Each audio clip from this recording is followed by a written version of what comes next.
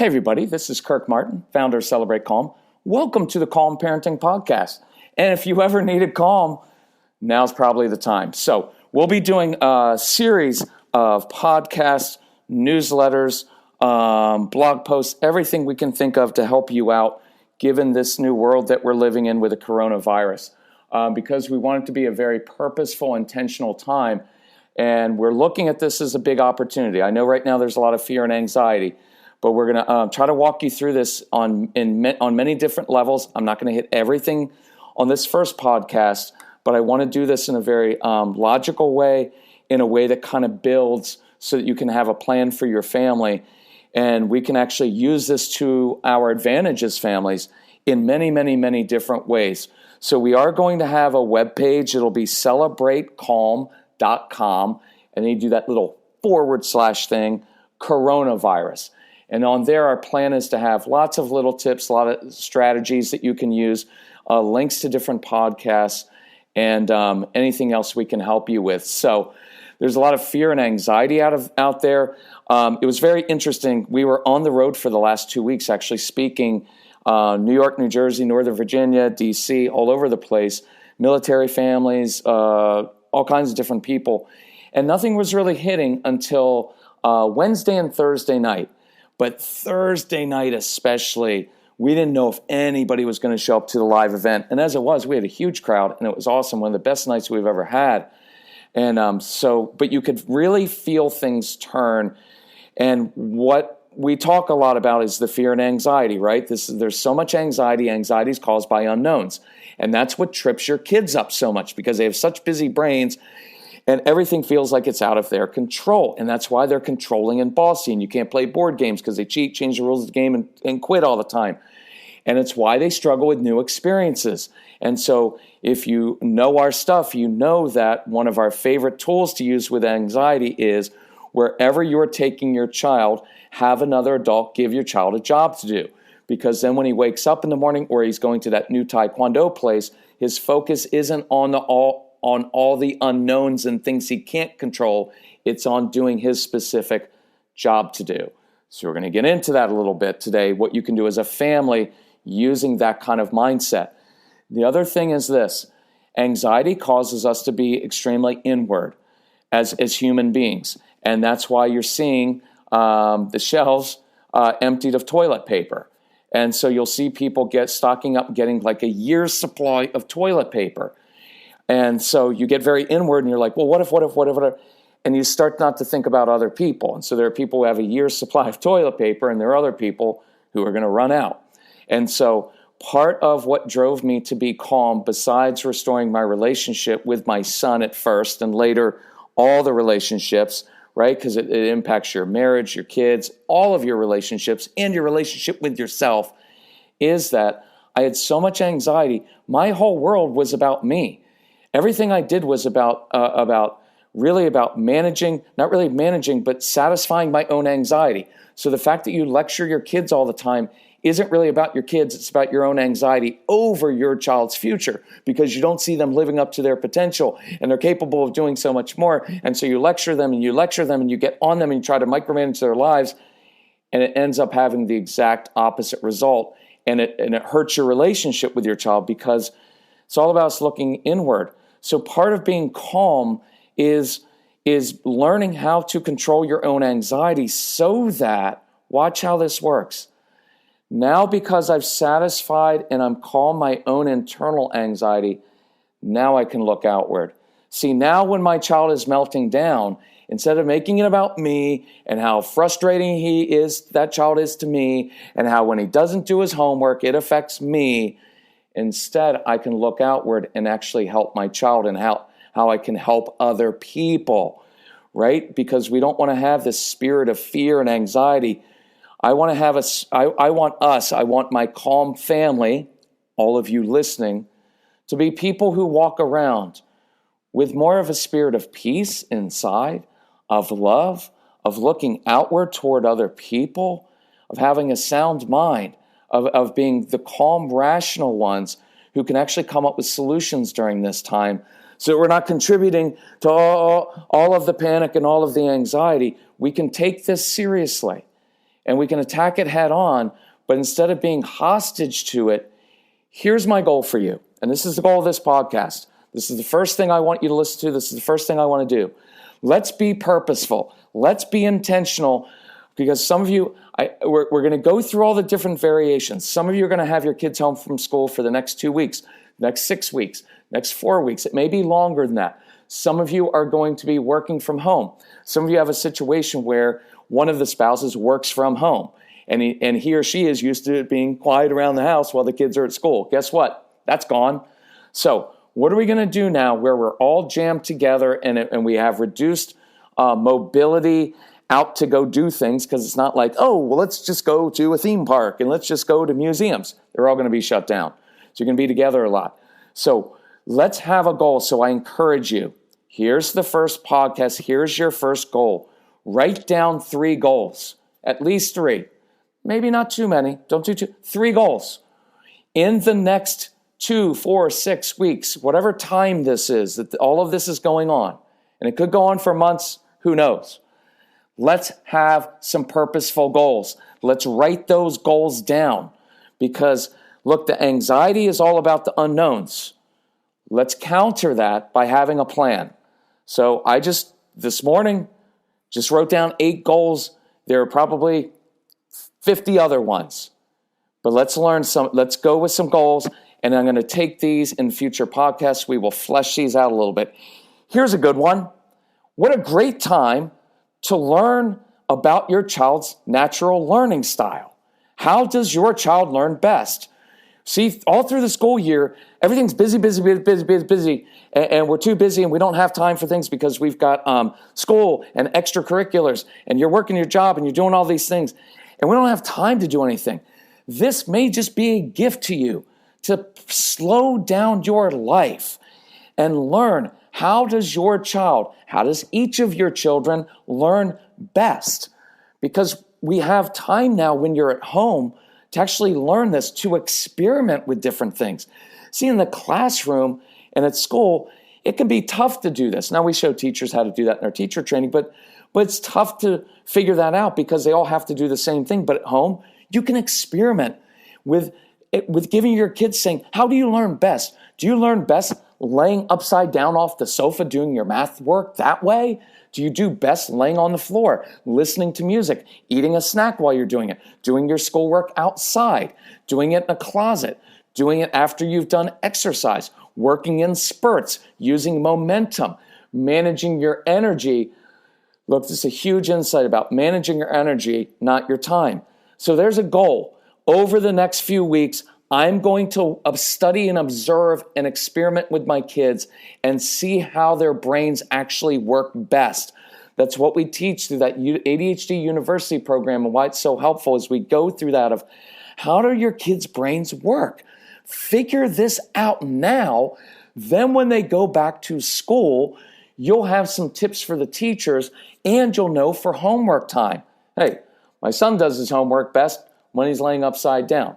My daughter does it best with complete silence, whatever it is. Second goal, learn to break the generational patterns, right? Some of you go, and you're lecturing and you're yelling, and you all say like, well, I really want to do the calm thing, but you haven't really made it a priority. And if you don't make it a priority, nothing will ever change. You'll make little things here, but you'll fall back into the back pattern. So my goal, one of your goals, I'm going to break that generational pattern that I got from my father or from my mother, where I yell and I scream, my way or the highway approach, or where you're too sweet and you're not really confident in yourself and your kids walk all over you, or you do too much for your kids. Break that pattern. Write that down. Let's go on offense. You know why? Because you're going to have a chance to practice it. Because your kids and your spouse are going to be with you 24/7. And so you can become kind of held a hostage to this situation, or you can say, years from now, I remember when that coronavirus was wreaking havoc all over the globe. And that was the time that we finally decided as a family, we're going to break some generational patterns. Or if you don't want to do it as a family because your spouse isn't ready for it yet, or you married someone immature, kidding, not really. I'm going to break it myself. I'm going to do that. 3, restore broken relationships.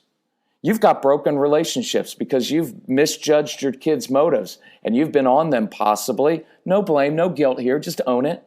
You've been on them since the day they were born. Nothing's ever good enough for you, right? You've anxiety and you lecture and yell at them all the time, shake your head. Nothing's ever good enough. And they've internalized that and they've shut down. Or maybe you have a teenager and he's felt like you've never really liked him or her and they've shut down. Why not use this time to restore that broken relationship and find some different ways that you can connect with this child and find different ways that you can learn to appreciate and actually enjoy this child. And I just encourage you, I'm going to try to do some stuff. We've got this program. It's called the No BS program. And it's awesome. I love it. It's 25 action steps. And I'll go through some of those in future podcasts because you need to break this. You need to break that old pattern of how you look at your strong-willed child and start to enjoy them. And take the first step and say, during this coronavirus time, I'm going to restore a relationship that has been broken. Because some of you have never really dealt with it. It just sits under the surface. Or you have a spouse, a husband, who's never quite really accepted your kids as they are. There's always a little tone in there of, I wish they were different. Now's the time that you restore that broken relationship. You've got the time to do it. Why not do it now? Otherwise, it will wreak havoc. Look, broken relationships are going to wreak havoc more than the coronavirus will. It just will. Broken relationships result in a lot of bad stuff going on with your kids and with your relationship. So heal that. Number 4, this is an awesome one. And if you can own this one and you can attack this one, this coronavirus, and again, not making light of all the havoc that is wreaking for people on so many different levels, from death to sickness, to job losses, to everything else. We're not making light of that at all. But look, that's not in my domain to control the physical part of this, right? I'm not a doctor.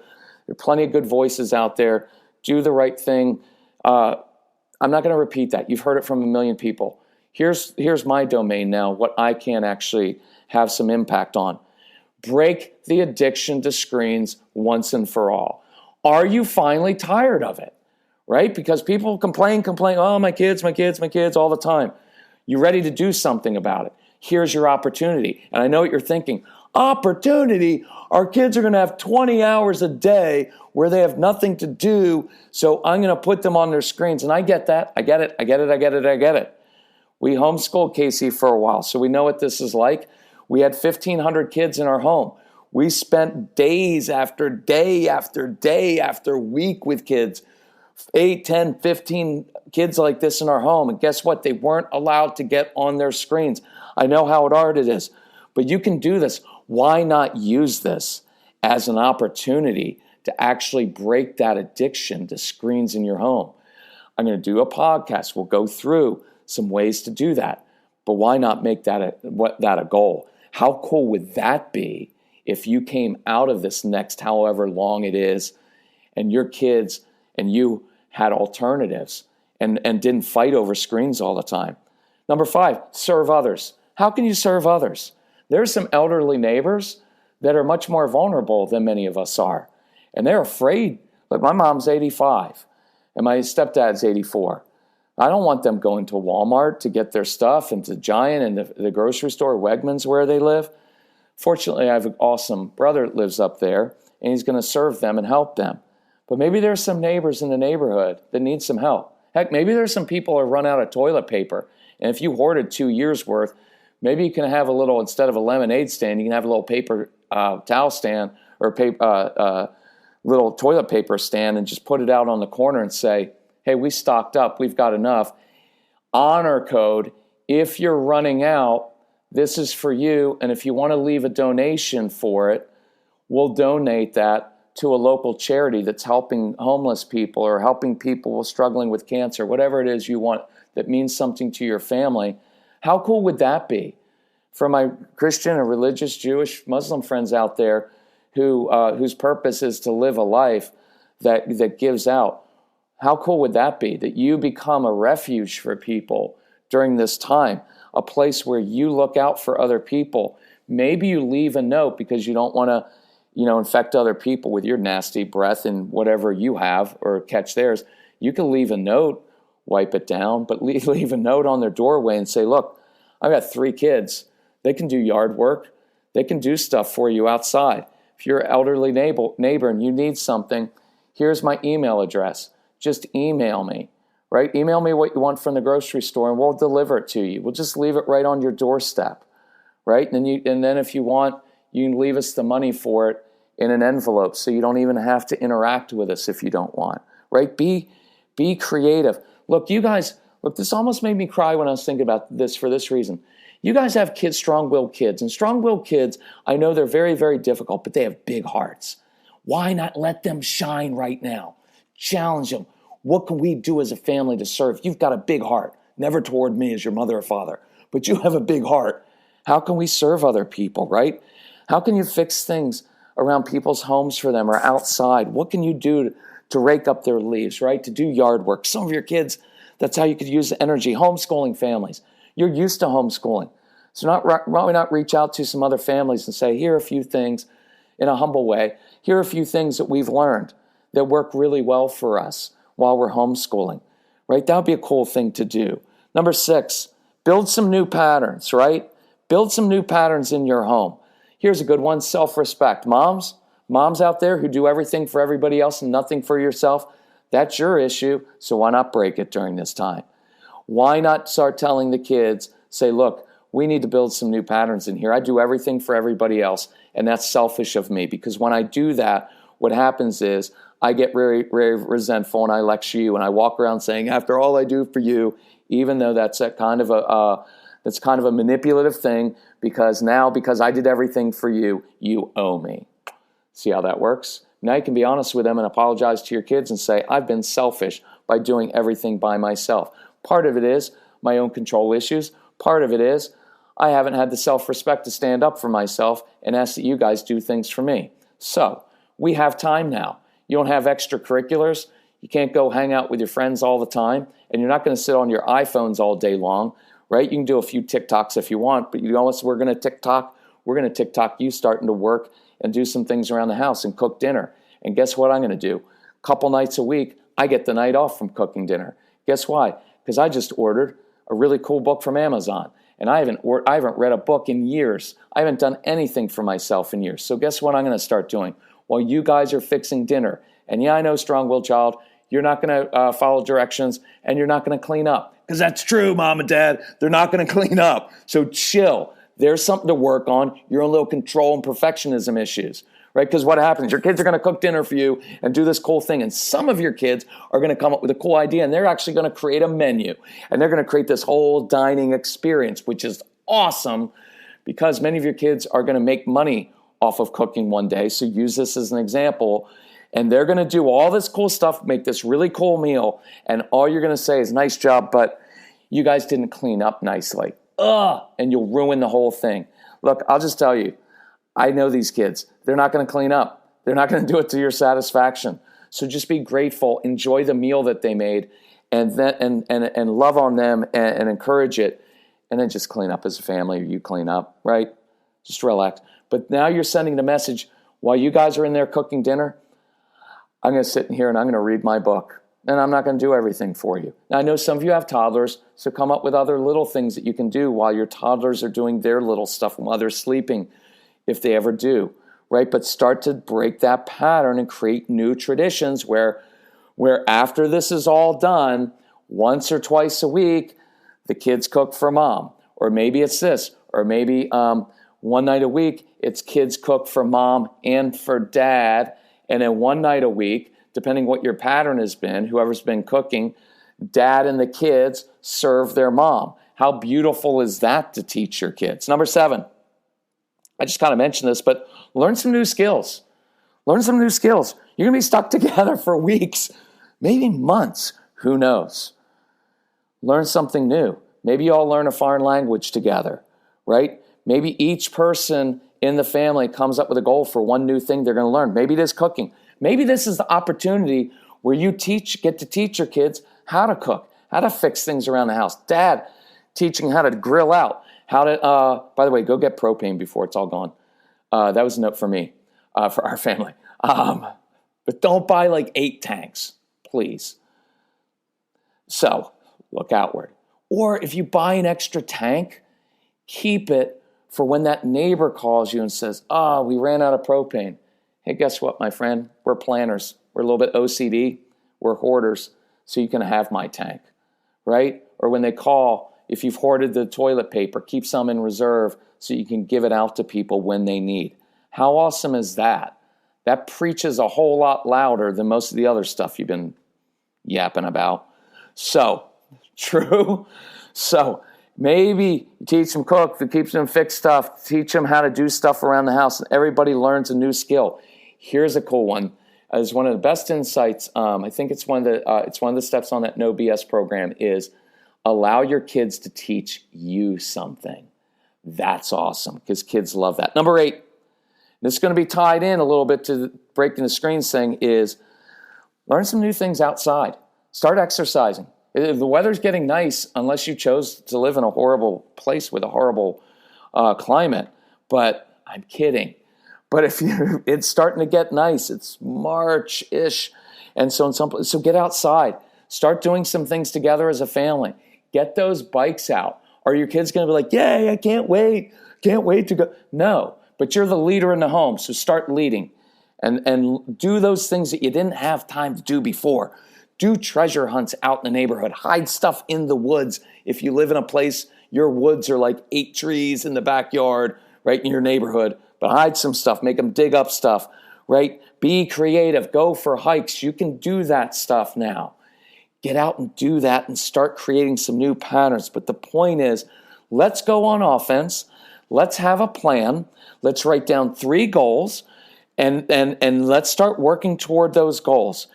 Email us, Casey, that's our son, at celebratecalm.com. Email us if you have questions, ideas you want addressed. We'll do it. Go to celebratecalm.com, celebratecalm.com/coronavirus, and you'll find it's going to be sparse. This is the first podcast, but we'll start adding to it. Share this with others.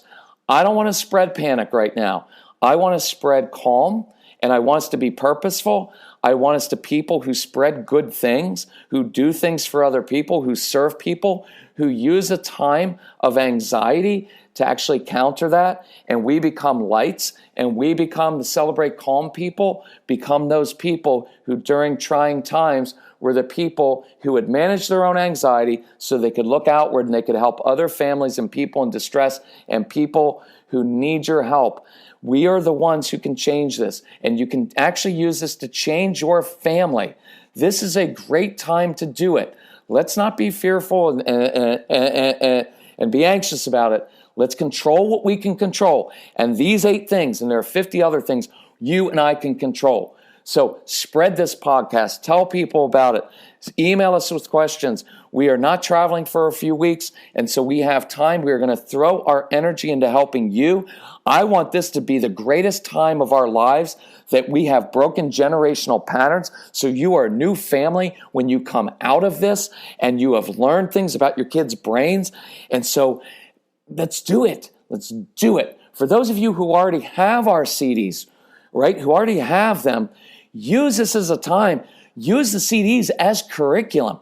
I've had homeschooling families for years doing this, where they'll pick a goal, one class during the next semester, where they say, okay, we're going to learn how to control our emotions. We're going to learn how our brains work best. So at work and at school, we can use our brains to the best of our abilities and use momentum and manage our energy, not our time. And they've done with sibling fights. I've had homeschooling families said, hey, we're going to work on sibling fights for this next semester. And they've had a study for that, a period of focus study where the kids listen to the sibling fights program and the parents work it. And so you can use this. And on this, we have one on screens. We have one on everything, on defiance, disrespect, everything. And my son has a whole program where it's my son speaking to your kids about how to control their emotions and impulses. Why not use that right now? So if you already have the CDs, pick one and say, hey, for the next week, we're going to listen to this one. And I want to know, kids, what can we, as your parents, that sounded kind of funny, didn't it? My voice is really hoarse from 2 weeks of traveling and speaking. So what can we do as a family? What can we do as parents to stop lecturing all the time, to stop getting on you? And what can you do differently to start owning your choices?